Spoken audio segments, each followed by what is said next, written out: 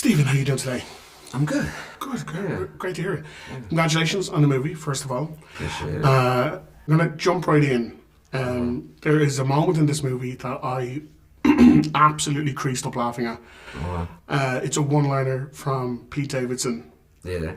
It's the work colleague joke. Yeah. It is so funny, and I was actually kind of shocked that it was in there because it felt like it was one of those jokes that, do you know, when adults get a joke and the kids are like, They don't know what the joke is for sure.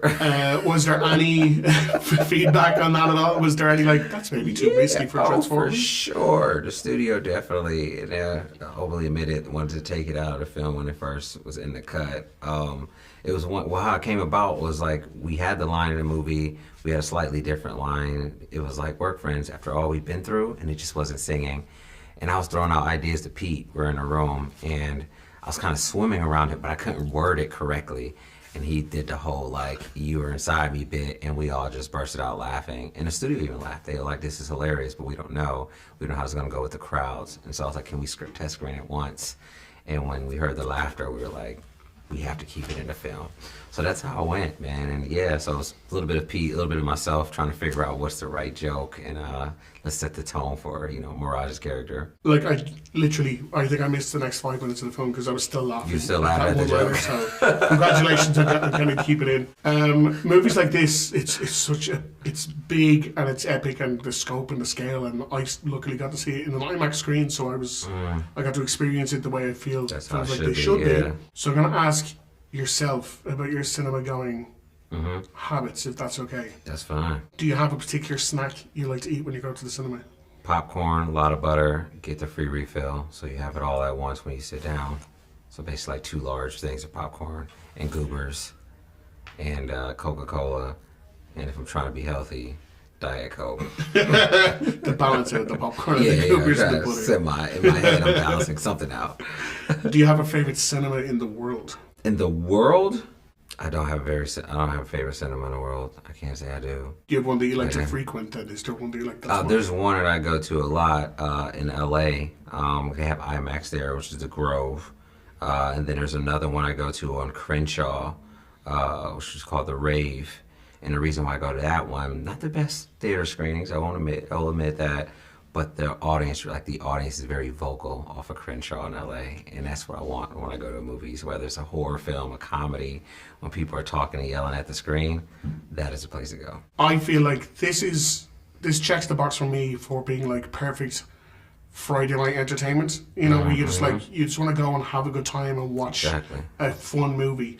Do you have a particular kind of, I'm just going to turn this off for the next 2 hours, a go-to movie in your movie library where you're I'm going to watch that because I'm going to have a good time, your kind of ultimate version of a Friday night movie? Oh yeah, I mean I'm a little weird when it comes to my movies that I just kind of put on. I'll put on movies like Rear Window, usually thrillers, man, The Fugitive, things that I could just place on in the background that I could just keep on at all times and always look at the screen and feel like I can just sit there and watch it, or I can go ahead and do some work. There's classic Goonies. I watch a lot of kid movies, Sandlot, things like that I grew up with. Those are always in the back. Home Alone, these sense of adventure. That probably have to be my second round of movies. And then I love watching horror movies. I like absolutely anything from Korean horror or just classic slasher films. It's my thing. Weird, I know. And I'm making listen, I dig the eclectic nature of your Friday night. Is whatever. Yeah, but there's never one. There's not one movie. I probably would put this on a lot. I put on Godfather a lot. I do. I just love it. My wife loves it too, so that helps me out whenever we put it on. She loves part 2 more than 1. I'm still on the 1 side. So yeah, that's another one too. Perfect. Stephen, thank you so much for your time. No, thank you, man. Thanks, appreciate it.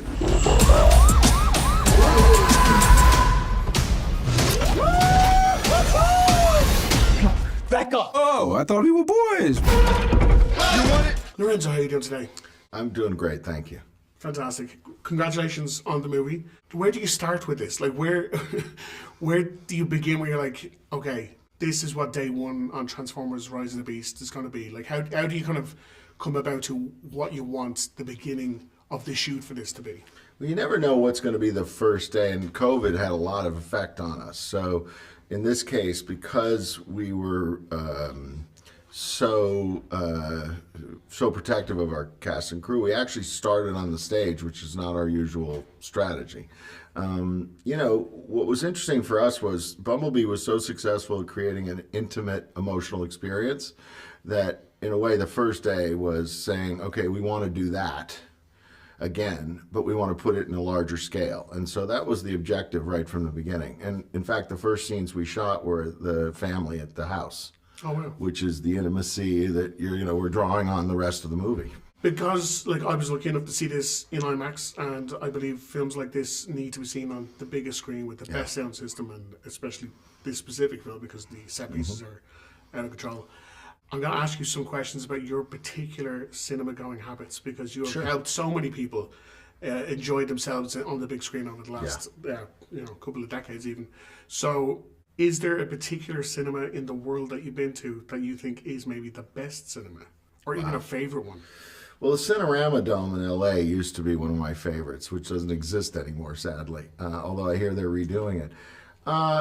I like the big screens. I like the ones that have a heritage, like Man Chinese in LA, or the Ziegfeld in New York, and Leicester Square here.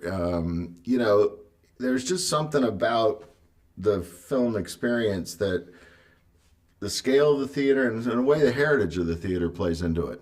Are you someone who likes to get in to see all the trailers beforehand, or do you want to kind of avoid that and just come in? No, I want to see every trailer because for two reasons. One is, as a film goer, I'm really curious, but also I'm in the film business, and listening to how the audience reacts to different trailers tells you where the audience is at. And do you have a go-to snack for when you go to the cinema? Popcorn, no question, every time.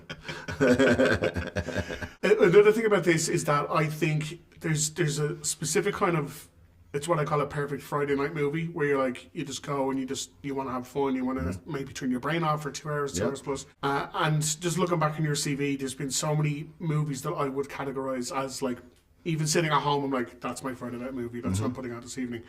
Is there one for you that you're if you are just relaxing at home and you want to throw something on for 2 hours and just kind of enjoy yourself and not necessarily think too much? Of my own movies? Of any movie. Of any movie.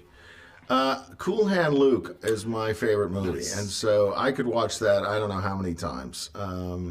It really is an extraordinary movie, and it's the characterization that makes it so special. So I would say if there's one movie that I would choose, that'd be the one. That's a good one. Plus Paul Newman. Come on. It doesn't get any better than that. Come on. I'm just going to close out with a heartfelt plea from the people of Ireland for when and if the next Transformers movie, please blow up a large part of our country.